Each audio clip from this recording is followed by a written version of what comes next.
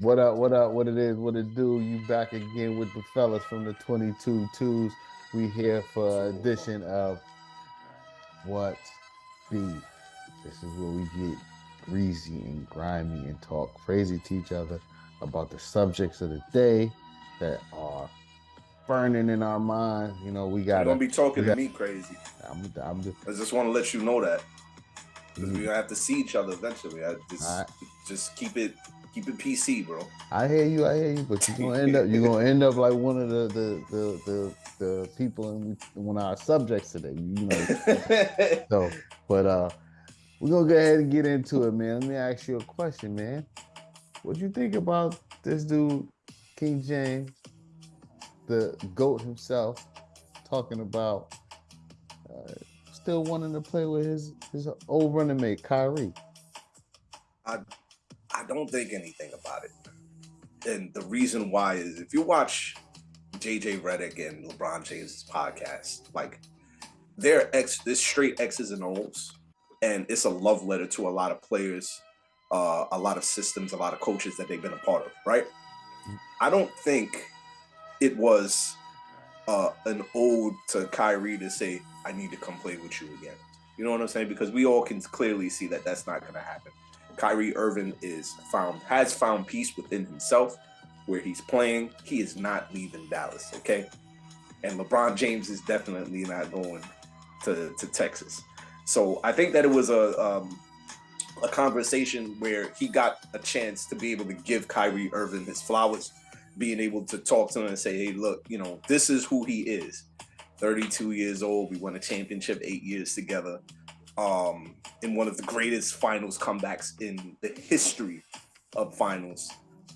He's had a rough road after that, you know, with the Boston Celtics, the Brooklyn situation after the pandemic and being traded. And now he's in a position to be able to vindicate himself. And he looks the happiest he's ever been.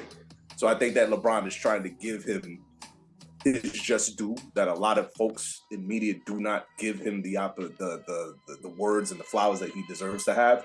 Including myself, I am not a Kyrie Irving hater. Let me make that known.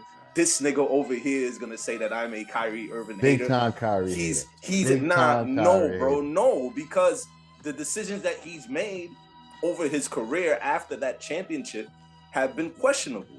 His actions have been questionable. So you can't sit here and say that what I'm saying ain't facts or ain't law, because you can ask any nigga out on the street. They're gonna tell you like Kyrie Irving at a point in time was wilding. I hear what you're saying. I hear what you're saying. But To put a bow on that, right? It didn't mean shit. The most that it might mean is AD might be feeling away while he's playing GTA at home. You know what I'm saying? Like, yo, why LeBron don't say that stuff about me? What the fuck I did? To your point, though, two things can be true at the same time. I think, you know, LeBron is doing his best to give Kyrie his flowers so that, you know, a little bit less pressure in the media.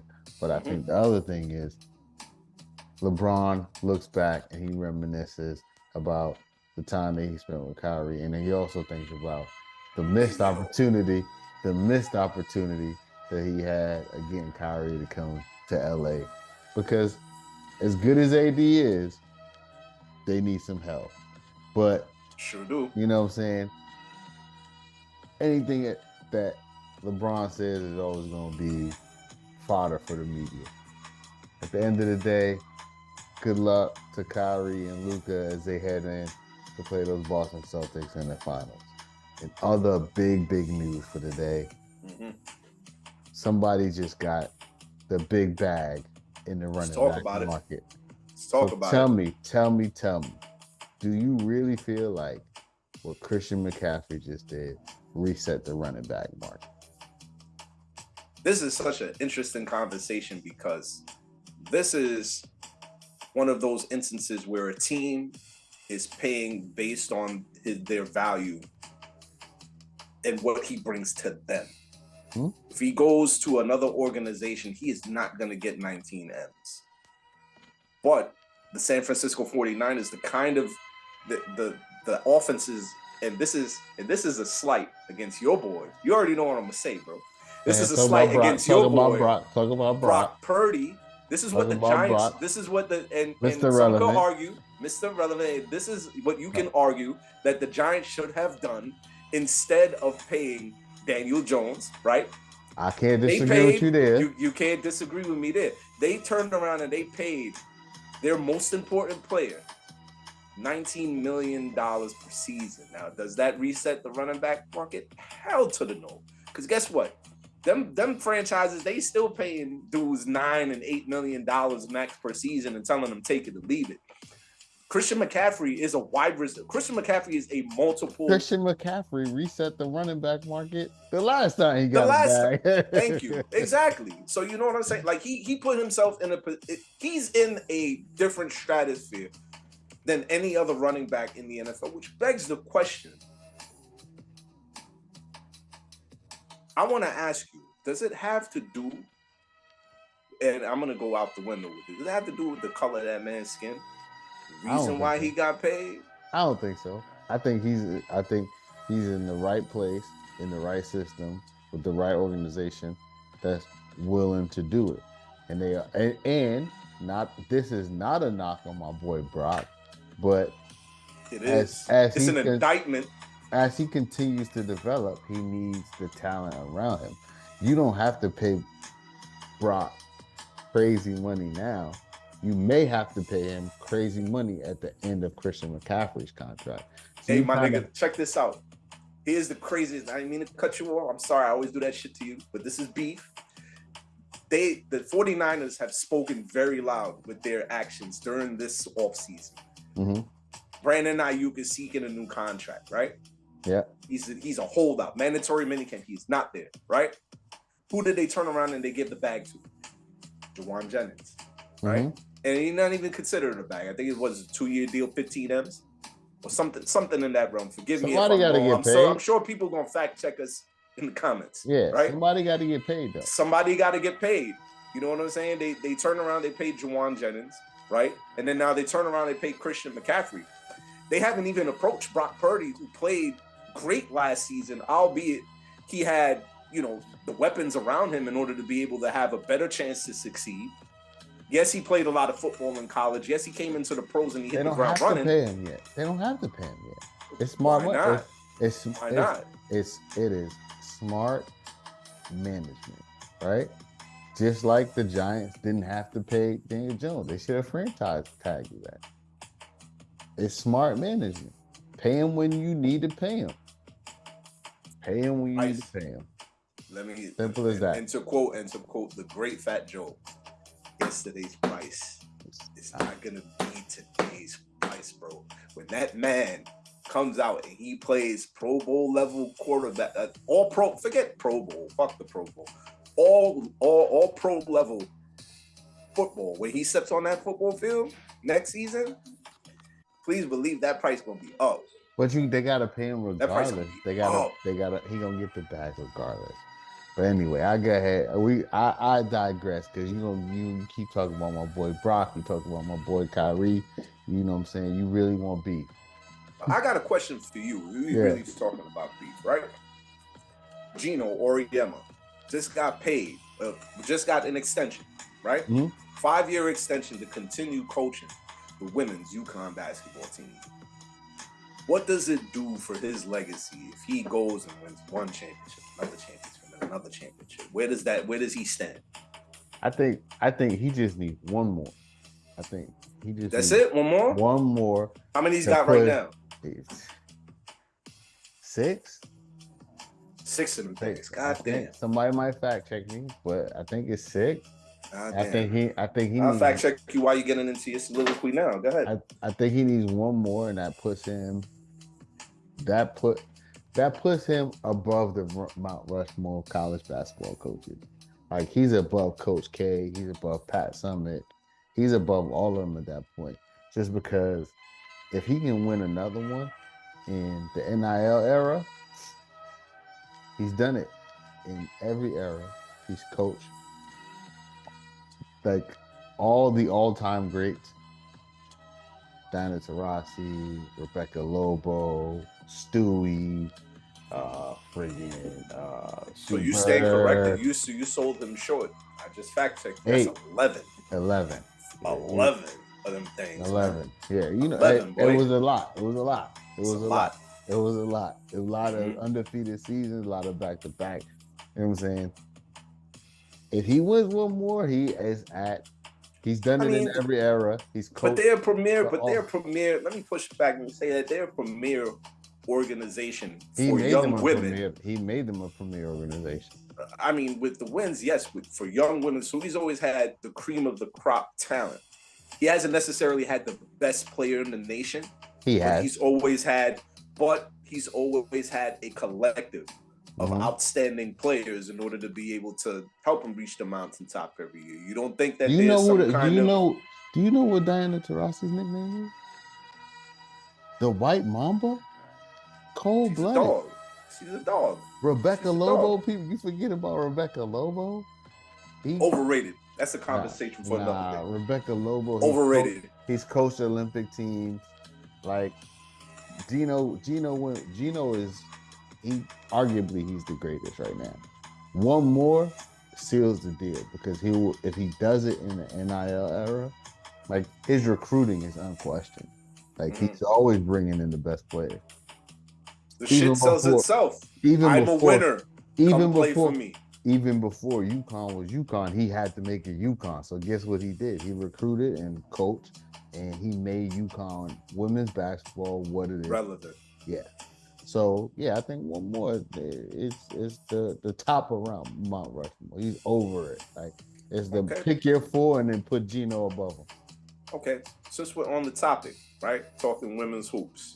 Mm-hmm. We just talked about this the other night, but I want us to have a bit of a back and forth on this particular topic. Hey, so Angel Reese just came pause. Can't be talking reckless on here. Wild reckless, homie.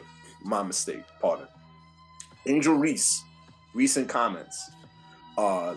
She basically said, Caitlin Clark is a big part of this renaissance or this resurgence of the WNBA, which, she's out of pocket for that because the WNBA has been growing, has been rising over the last 20 years. The last couple of years, they've had their biggest fan turnouts, the highest ratings ever for women's WNBA women's finals last year. They just add that piece to the puzzle to be able to elevate the game. Like I said the other night, kind of like Larry Bird and Magic Irving Johnson in the early 80s when the NBA had their campaign. It's fantastic. Mm-hmm. That's what they had going, right? Now you have Angel Reese around saying, look, it's not get to the question, nigga. Let me lay it out, bro. Pause. So you had the comments from Angel Reese. He basically was saying, look, it's not only Caitlin Clark. Yeah, she's one of the best players in the nation, but people come to see me too. Now, my argument is, sis, you're not Caitlin Clark. You're not in the stratosphere of Caitlin Clark. And I've been both documenting and having these conversations, talking about the talent level and talent disparity. She brings nothing special to the court other than hard work, toughness, rebounding, which every team needs. But you are not Caitlin Clark. The most important thing that she did on the court, I'm going to wrap this up so you can get to, I'm going to get to it, right? My question to you is... Get off your soapbox. Ask the question. Listen, bro, let me cook. Okay. My question to you is, does Angel Reese have a point in her being as equally important to the game, in the WNBA game, and the growth of the game, as Caitlin Clark coming into the league as a rookie? Go. So that question is a loaded question because break it down. We got time. I think her compared to Caitlin Clark, no. But I think the sentiment behind her statement is it ain't just Caitlin Clark. And I 100% agree with her that it ain't just Caitlin Clark. Just like you've been on record, I've been on record. For the last 2 years, I've been saying the product on the WNBA floor is better than the product on the NBA floor. These women have been balling. They've been balling out of control. It's been amazing watching the WNBA the last couple of years. Better than the NBA product. the product on the floor, the way the game is played, the hustle, the intensity, the physicality. Nigga, are you drunk?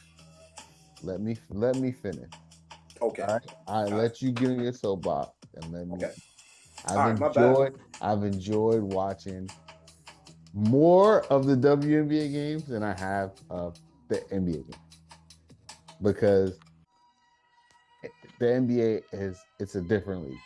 20-point leads mean nothing, and sometimes 20-point leagues can go to 50-point leagues. Like it's like it's the ebb and the flow, the seesaw effect in the league. I got it. It's a wild thing right now. I get it. Mm-hmm.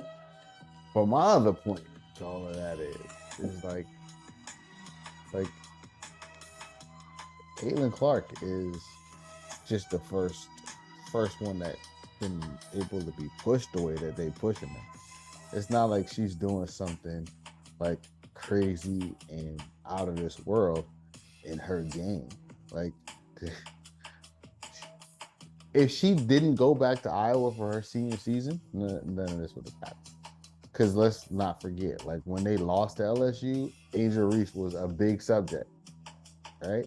She went back for her senior season to break a scoring unfinished record. Business. Unfinished business to break a scoring record. Whose scoring record did she break? Kelsey Plum. Where's Kelsey Plum now? Oh, shit. She just won the WNBA championship with the Las Vegas Aces. So it's not like it's not like she's irrelevant. Like she's still around doing her thing. Caitlin Clark is just the chosen one for the media and the powers that be to push. I don't think she moves the needle in terms of ticket sales and marketing and stuff like that. In terms of the product on the floor, she ain't moving the needle. That's the argument. Do you think that? And let's not deny. Let's call the spade a spade. I will say I'm going to answer your question. I'll sum it up. You know what I'm going to say before I say it. I'm going to answer your initial question. I'll sum it up for you just like this. Very simple.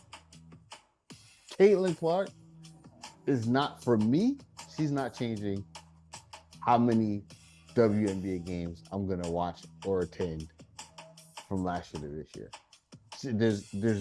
There's no Caitlin Clark effect for me. I was into it, and I'm still going to be into it at the same level. Like it's not. But that's the difference between someone who is a casual and someone who actually watches and appreciates the games and wants to see women's basketball. Mm-hmm. That's the point that I'm trying to make. Like the draw of the eyes around the situation, the optics. And like I said, let's call a spade a spade. It was a young black woman who beat a white woman and held it up in her face and rubbed it in. That's what the draw was last year during the women's NCAA tournament. That's what brought the attention to what's going on. Let's keep it real. Let's keep it a buck, and then that storyline continued from last year's championship run where LSU won into this year's run, where it was Caitlin Clark's revenge tour.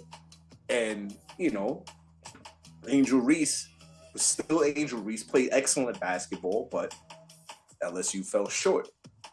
Now, this continues through the WNBA and this saga, and it keeps rolling forward. But it's like it's kind of black and white to me. The way I look at it, there's definitely a race factor to it. It's a lot. There's a race component. There's a lot of layers to it. But you are definitely tripping if you think that Caitlin Clark is the only one that people are showing up for. Yes, the casual fans are coming out for Caitlin Clark. Attendance, yes, it's not me. The attendance shows. The attendance has been on the rise anyway. But the Caitlin Clark is not Caitlin the Clark reason. is documented. No, listen. When we put this shit up, do your research after it's done. The disparity between the games played by Caitlin Clark and the attendance recorded versus the attendance recorded for Angel Reese. Okay, Stephen A. I'm just saying. I'm saying. Don't call me because Don't do that. the platform's been there, and they ain't been talking about the WNBA, but now they want to talk about Caitlin Clark. Man, miss me with that bullshit.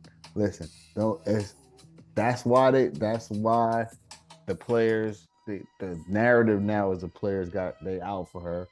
They really not. They really just playing ball the way they've been playing. They've been playing ball, exactly. The narrative. That's why the narrative is what it is, because they got to make her the golden child but villain to the bad guy. Listen, that's why I'm not crazy when I mention race when I'm talking about what I'm talking about. You can miss me with it. Miss me with the whole case.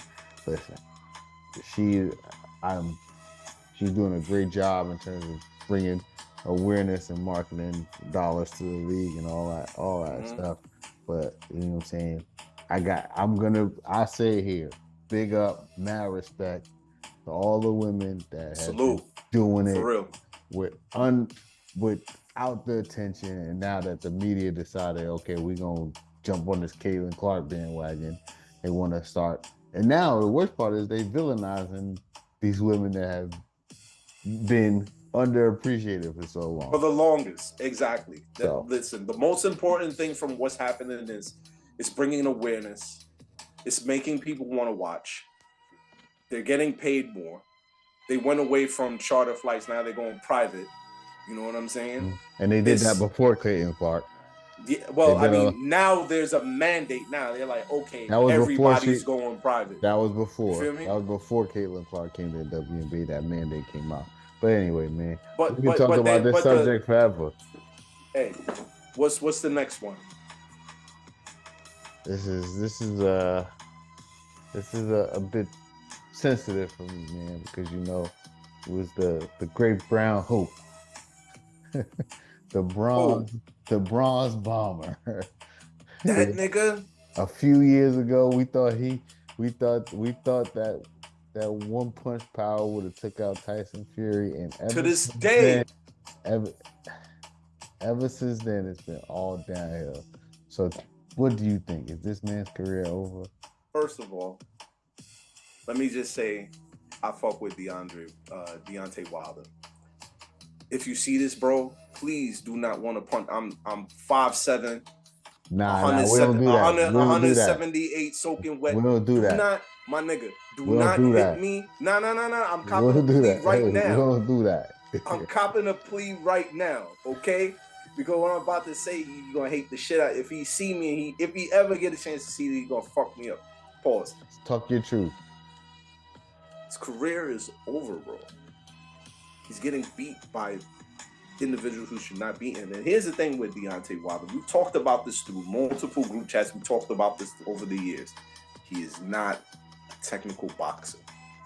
And he has had the unfortunate circumstance of running into individuals such as Tyson Fury, who are technical, sound boxers. And all they have done, jab, jab, jab, jab, jab, jab, until he gets tired, he can't feel it no more. 1-2, knockout. He's not the hero that we thought that he was. We wanted him. You know what I'm saying? And I love him, you know what I'm saying? Because he's one of my favorite memes of all time. You know what I'm saying? But one of the heroes. But he's lost his thunder, bro. Do you feel I got a question for you. Do you feel like he'll ever be able to come back from this shit? Oh no, listen. Listen, I'm gonna go on record. I don't care what you think, Mr. Wilder, Mr. Bronze Bomber, because right, this is what I think. I think he got touched up in there against Tyson Fury, and it's well documented when a boxer get touched up, and it's easier the next time they go out there. I think he knew it was coming. I think he knew he was on the downward spiral. Mm-hmm. Right? So what he do? I'm gonna go fight in Saudi Arabia these next 3-4 fights. I may win, I may lose, but I'm gonna get the Get bag. I'm gonna get a bag. I'm gonna get a bag. My career is over, but they gonna pay. I'm gonna get paid, motherfucker. I'm gonna get some money. Guess what they gonna do? They gonna show up. They gonna get the potential that he may land one punch that puts a guy to sleep. The potential is always still there. But really and truly, I think he's going to Saudi Arabia to get these fights. So it's money grab. It's a money grab. You don't gotta perform. He's not held to any standard. He knows that he knows that everybody's gonna hop off the bandwagon and win somewhere. But speaking go out there, give him 5 rounds, and that's it. Bonus topic, right?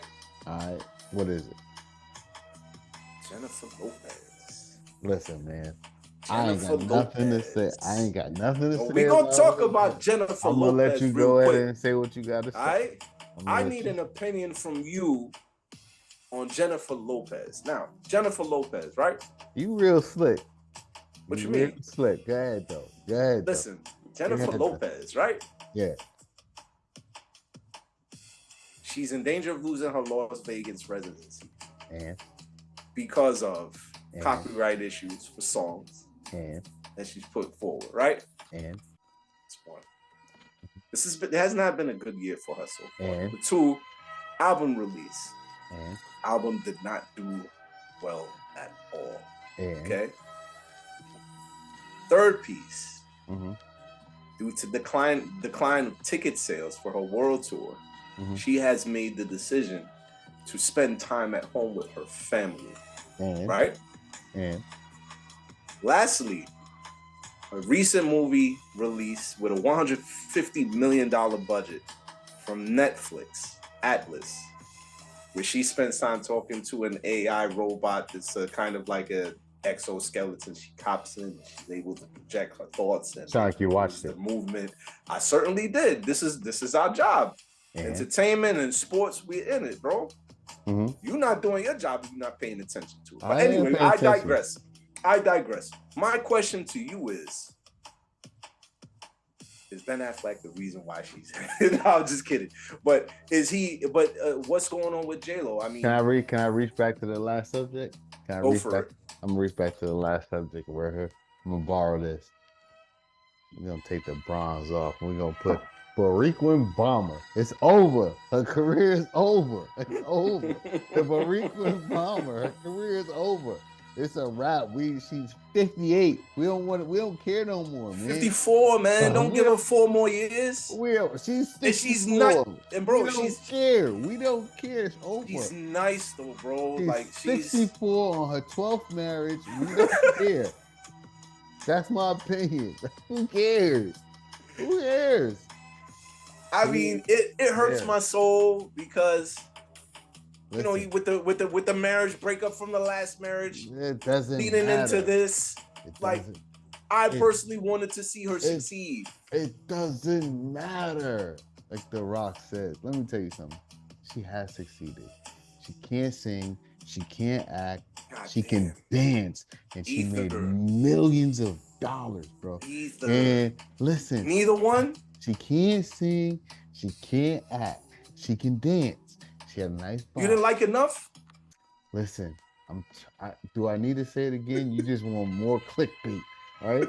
Listen, she has had a wonderful career, but she is on the downside. Her and her estranged husband, who the hell was he? What the hell was he talking about at the Tom Brady roast? Listen, it's over for them. Listen, I'm gonna give a message to the people. Okay. Matt Damon, if you watching, go get your boy. Okay. Save him quick. Get him before he goes down too. It's already over for him. Jennifer Lopez, you should have never left Mark Anthony because at least he knows how to deal with a Hispanic one. That's all I gotta say. Bariquin Bomber is over. No hard feelings to anybody. That's just my take. And with that, I'm gonna go ahead and squash the beef for today. But tomorrow, that's cool. But tomorrow, we back at it again. I'm gonna be beefing with your bum ass again. See about that. Yeah, you know what I'm saying? Corny ass nigga. It is what it is. Shout out to the fellas. You know what I'm saying? Shout out to JB. Shout out to DB Dude, Darnell. Yeah. You know what I'm saying? Always you've been rocking with the 22 twos. We out. See you tomorrow. Peace.